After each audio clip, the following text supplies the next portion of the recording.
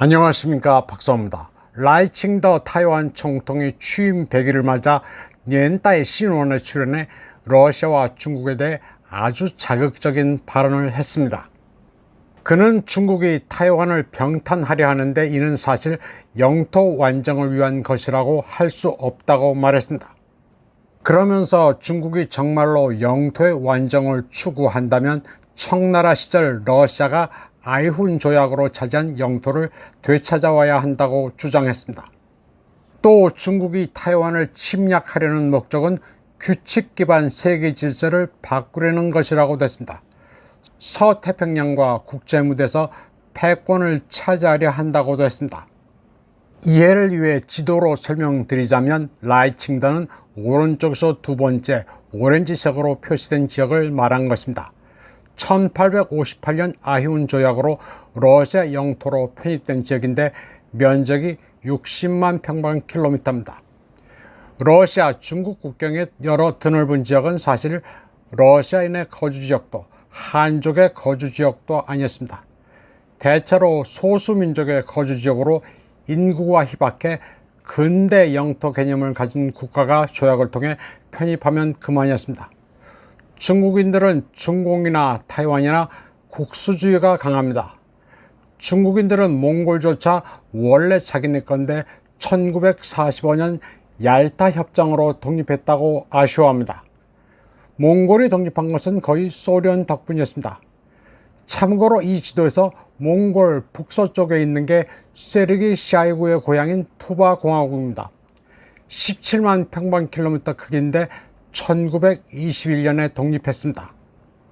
아이훈 조약에 대해 좀 더 부연 설명드리자면 청조 한풍제 시절인 1858년 맺어진 것으로 근대 중국이 가장 큰 영토를 상실한 조약이라고 중국인들은 주장합니다. 그런데 이는 중국인들의 억지입니다. 이 지역에 한족이나 만주족이 사는 것도 아니었고 행정관청이 있는 것도 아니었습니다. 아이훈 조약으로 블라디보스톡에 있는 연해주는 러시아 청나라 공동관리지역이 됐다가 1860년 베이징 조약을 통해 러시아 영토로 정식 편입됩니다.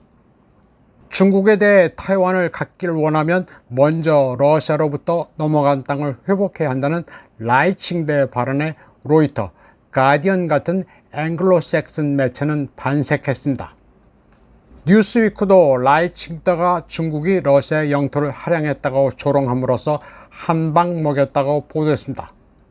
라이칭더는 사실상 집단 사방을 대신해 그들의 논리로 중국과 러시아를 말로 공격한 것입니다. 특히 중국이 규칙 기반 세계 질서를 바꿔 패권을 노린다고 한 표현이 그렇습니다. 이에 대해 마리아 자하로바 러시아 외교부 대변인이 아주 노련하게 응수했습니다. 그녀는 루벤치즘, 고토 탈환에 집착하는 마르기날리 폴리틱, 언저리 잉여 정객의 의견은 어떤 사람들에게는 흥미로울 수 있지만 모스크바에는 그렇지 않다고 말했습니다.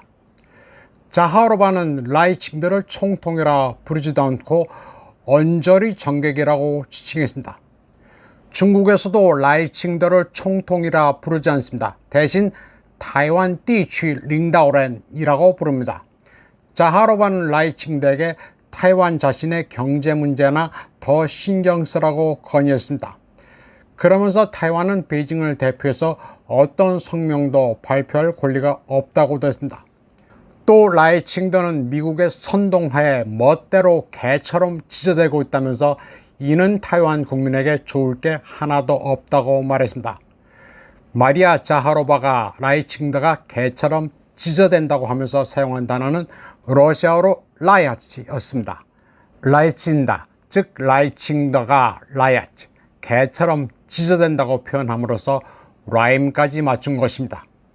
타이완의 시사평론가 라이정유에는 마리아 자하로바의 순발력에 혀를 내둘렀습니다. 기자의 논평 요청에 그 자리에서 바로 라이친다가 라야츠, 개처럼 지저댄다고 기가 막힌 장문을 했다면서 그녀의 스마트함을 칭찬했습니다. 마리아 자하로바는 또 러시아 중국 간 영토 문제는 존재하지 않는다고 밝혔습니다. 그녀는 2001년에 러중 몽린 우호 조약에서 양국이 서로 영토 주장을 하지 않는다는 점을 명시했다고 강조했습니다. 자하로바는 러시아가 일관되게 하나의 중국 원칙을 고수해왔다면서 중화인민공화국을 중국의 유일한 합법적 정부로 간주한다고 말했습니다. 그리고 평화적 통일을 위해 중화인민공화국 지도부의 제안에 대해 건설적 접근 방식을 취하라고 타이완에 권유했습니다. 이번 방송은 여기까지 하겠습니다. 시청해주신 여러분 감사합니다.